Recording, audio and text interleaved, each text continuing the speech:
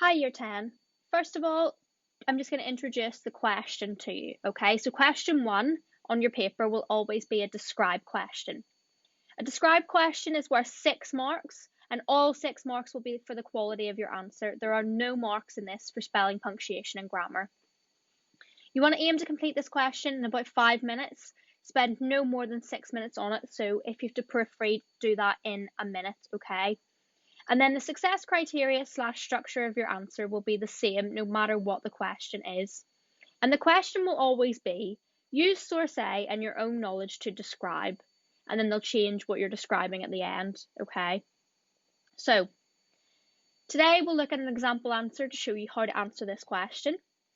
The first thing you do is you make sure you are aware of the keywords in this question. So have a pause, have a think about what the keywords in that question would be.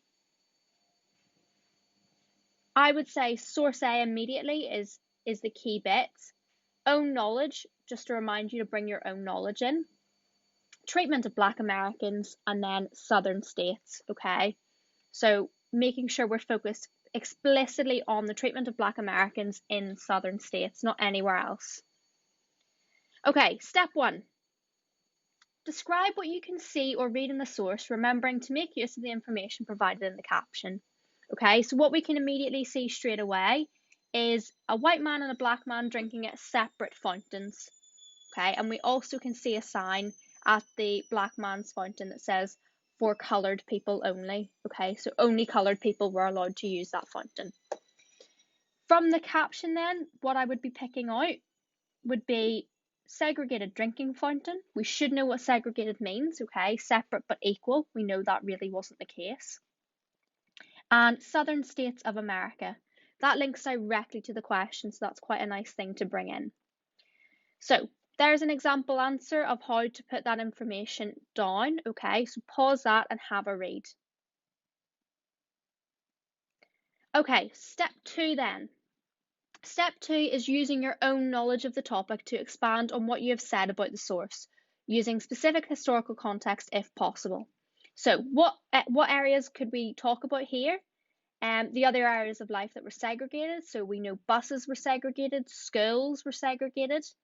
The name given to the segregation laws, the Jim Crow laws, why were they named this? Okay. Why were these laws brought in? Why did people in America feel they were necessary in the first place? And those are things that we could bring in to just expand on our own historical knowledge. So there we go. There's our example of that having been written up. Pause it for a second, have a read. Okay, so the first pause then, the first bit that you saw, that was the first half of your answer, and this is the second half of your answer. And that's all you need to achieve the full 6 marks.